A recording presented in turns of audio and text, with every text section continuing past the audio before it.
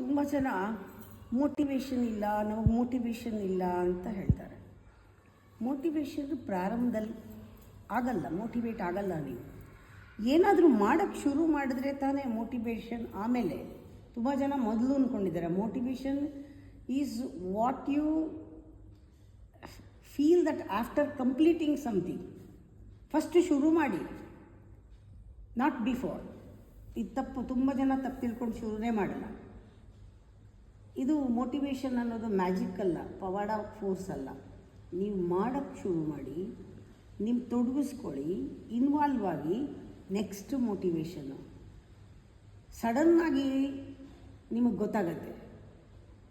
ಆ ಮೋಟಿವೇಶನ್ ನಿಮ್ಗೆ ಆವಾಗ ಕೆಲಸ ಮಾಡುತ್ತೆ. First key to start the task ಏನು?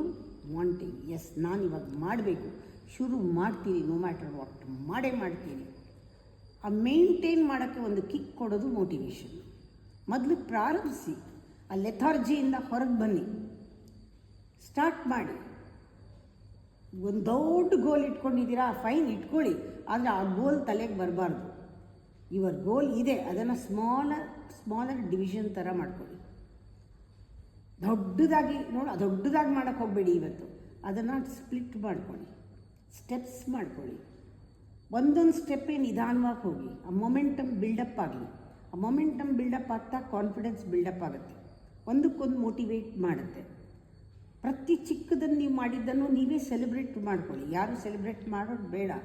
Tiny things along the way, each step forward, no matter.